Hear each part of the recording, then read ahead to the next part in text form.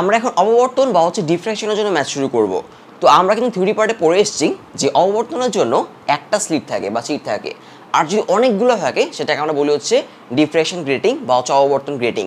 তো এখানে হচ্ছে একটা আলোক উৎস যেখান থেকে লাইট বের হয়ে লেন্সে প্রতিসরিত হয়ে সমান্তরাল বা হচ্ছে প্যারালালি এই স্লিট দিয়ে বা চিট দিয়ে চলে যাচ্ছে, আরেকটা লেন্সে প্রতিসরিত হয়ে তার ফোকাস থেকে মিলিত হচ্ছে।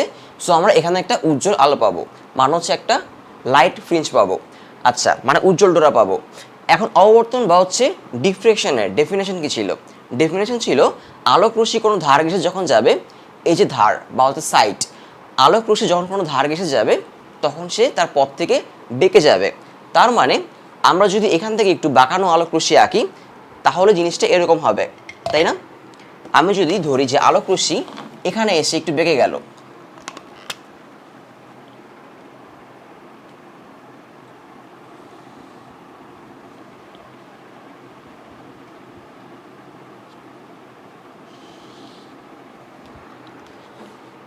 হ্যাঁ, তো এই যে আমাদের দুটো আলোক রশ্মি তারা হচ্ছে এইখানে এসে একটু উপর দিকে বেঁকে গেল।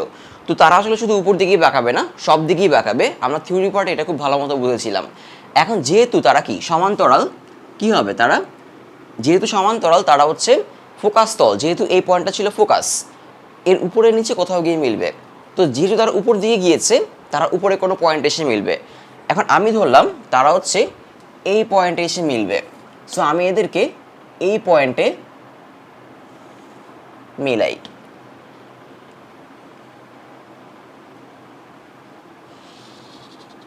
হ্যাঁ, তো তারা যে পয়েন্টে এসে মিলেছে সেই পয়েন্টে একটা উজ্জ্বল আলো বা হচ্ছে একটা অন্ধকার আলো দেখা যেতে পারে, মানে ডার্ক ফ্রিঞ্জ অথবা হচ্ছে কি একটা ব্রাইট ফ্রিঞ্জ দেখা যেতে পারে। সেটা ডিপেন্ড করবে তার শর্ত বা হচ্ছে কন্ডিশনের উপর, মানে অবম নাকি চরম হবে তার জন্য আমরা কন্ডিশন পড়েছিলাম, আমরা একটু পরে ম্যাথে দেখব।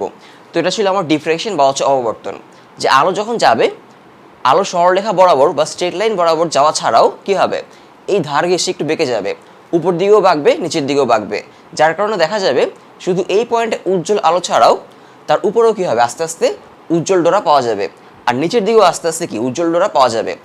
মানে যেসব জায়গায় তারা সমদশায় মিলবে, সেম ফেসে মিলবে, ওইসব জায়গায় উজ্জ্বল ডোরা পাওয়া যাবে বা ব্রাইট ফ্রিঞ্জ পাওয়া যাবে। আর যেখানে তারা বিপরীত দশায় মিলবে বা হচ্ছে অপোজিট ফেসে মিলবে সেখানে ডার্ক ফ্রিঞ্জ পাওয়া যাবে। তবে উজ্জ্বল আলো কী হতে থাকবে, আস্তে আস্তে কমতে থাকবে, ব্রাইটনেস আস্তে আস্তে কমতে থাকবে।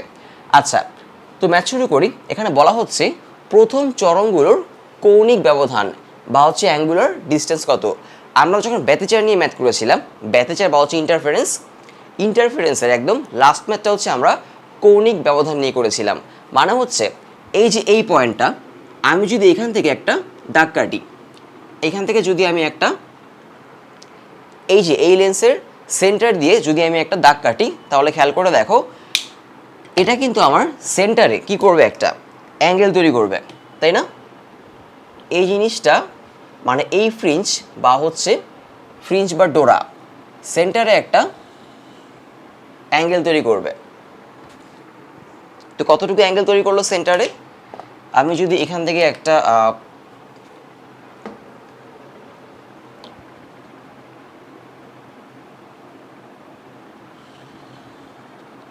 খেয়াল করে দেখো, এই যে আমাদের এই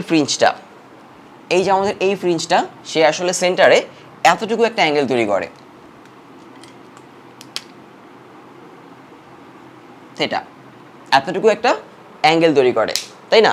তো খেয়াল করে দেখো এই যে ফ্রিঞ্জটা সে যদি এতটুকু অ্যাঙ্গেল তৈরি করে, তো ফ্রিঞ্জটা যদি আমি এখানে না নিয়ে এখানে নিতাম তাহলে কিন্তু অ্যাঙ্গেলটা কি হতো, আরও বড় হতো, তাই না?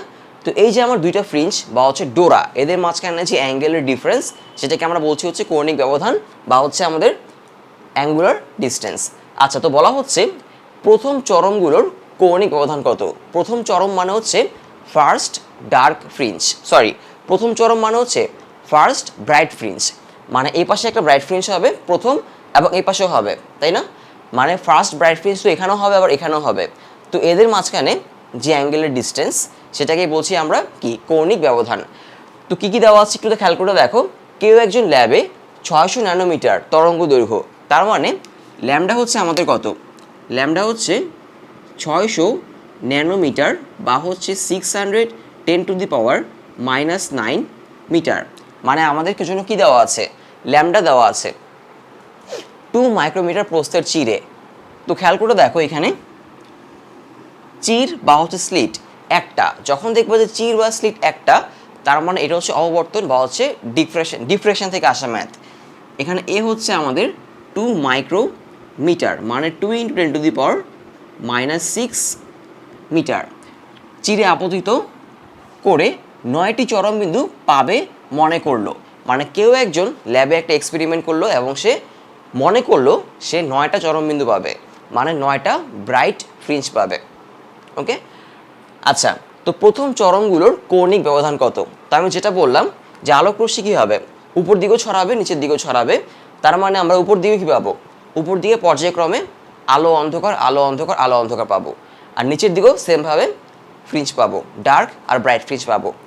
এখন আমার উপরের দিকে প্রথম ব্রাইট ফ্রিঞ্জ আর নিচের দিকে প্রথম ব্রাইট ফ্রিঞ্জের মাঝখানে যে অ্যাঙ্গেলটা তৈরি হবে সেই অ্যাঙ্গেলটাকে বলা হচ্ছে আমাদের কি, প্রথম চরমগুলোর মাঝখানে প্রথম চরমগুলোর কৌণিক ব্যবধান। ক্লিয়ার?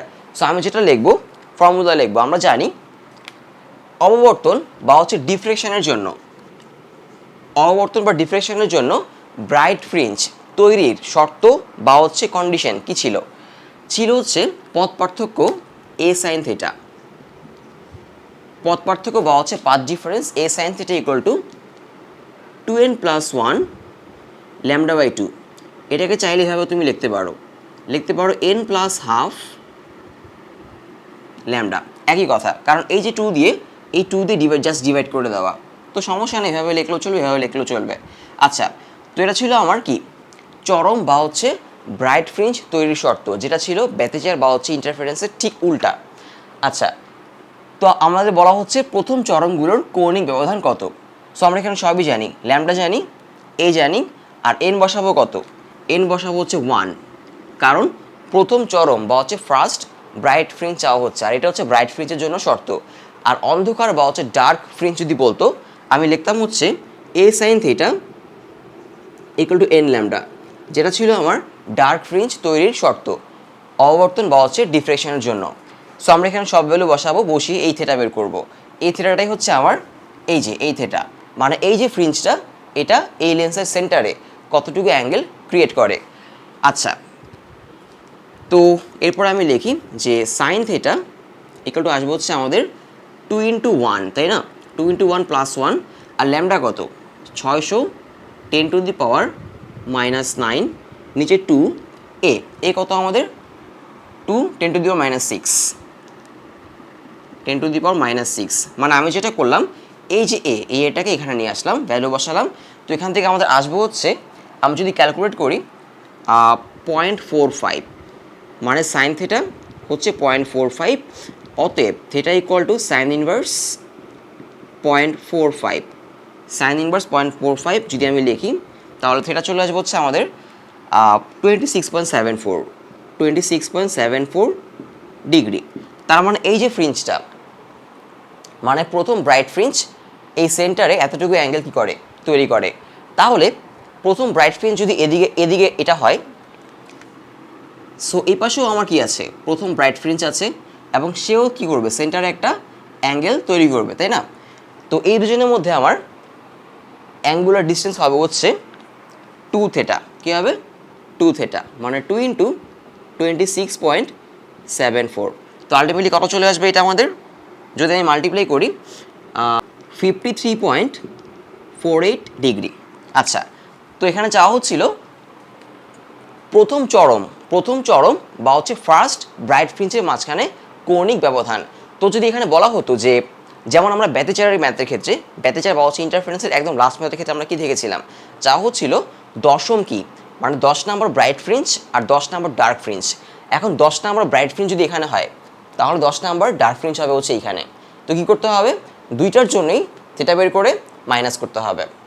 তো এখানে আমাকে চাইতে পারে হচ্ছে কি যে 10 number bright fringe 8 number bright fringe.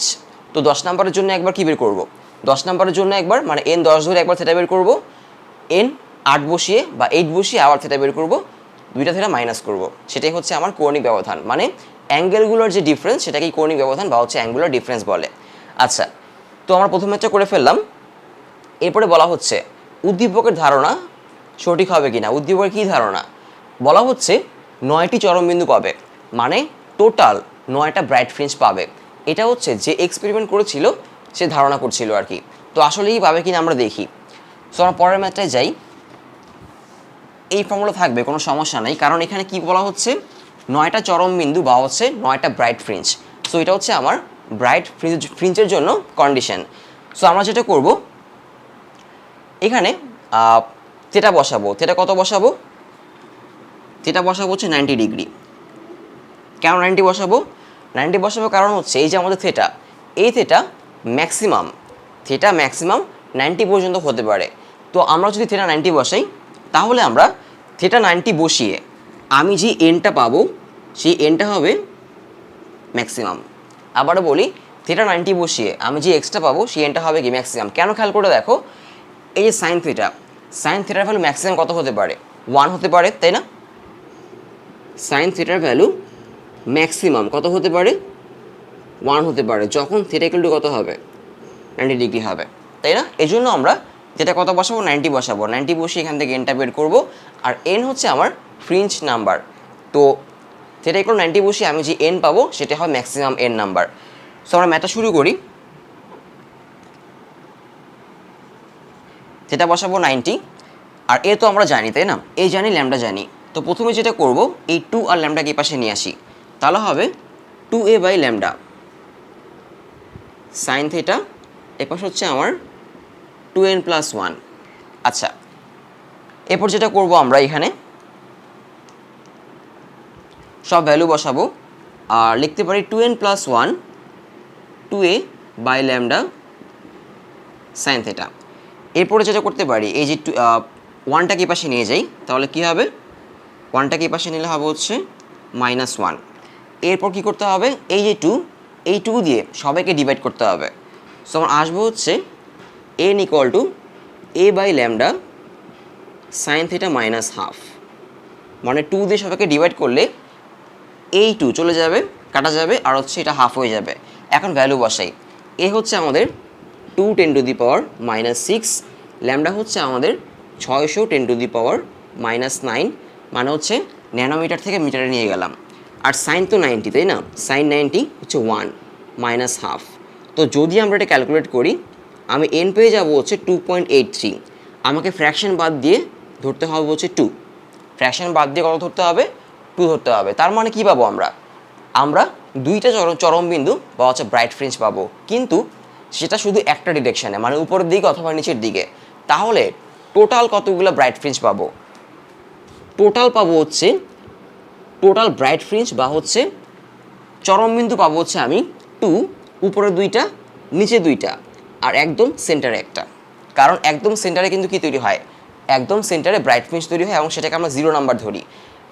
এটা 1 নাম্বার, এটা 2 নাম্বার, 3 নাম্বার, 4 নাম্বার, এরকম। নিচের দিকেও 1 নাম্বার, 2 নাম্বার, 3 নাম্বার, 4 নাম্বার, আর মাঝখানে একটা 0। সো আমরা উপরের দিকে পাবো হচ্ছে 2টা, নিচের দিকে 2টা, আর মাঝখানে একটা, মানে হচ্ছে মোট 5টা ব্রাইট ফ্রিঞ্জ পাবো আমরা এখানে। তো বলা হচ্ছিল কয়টা পাওয়া যাবে? 9টা পাওয়া যাবে। তো আসলে 9টা পাওয়া যাবে না, কয়টা পাওয়া যাবে? মাত্র 5টা পাওয়া যাবে। ক্লিয়ার? সো খুব ইজি ম্যাথ, জাস্ট কীভাবে ফর্মুলা ইউজ করবো সেটা বুঝতে হবে। আর যে কৌণিক ব্যবধান আর অ্যাঙ্গুলার ডিস্টেন্স, এই ব্যাপারটা বুঝতে হবে, কারণ এটা হচ্ছে তোমার ডিফ্রেকশনেও আসে, মানে অবর্তনেও আসে, আবার হচ্ছে ইন্টারফারেন্সও আসে, মানে ব্যতিচারেও আসে। তো এরপরে আমরা আরেকটা ম্যাথে যাব, সেটাও ডিফ্রেকশনেরই ম্যাথ।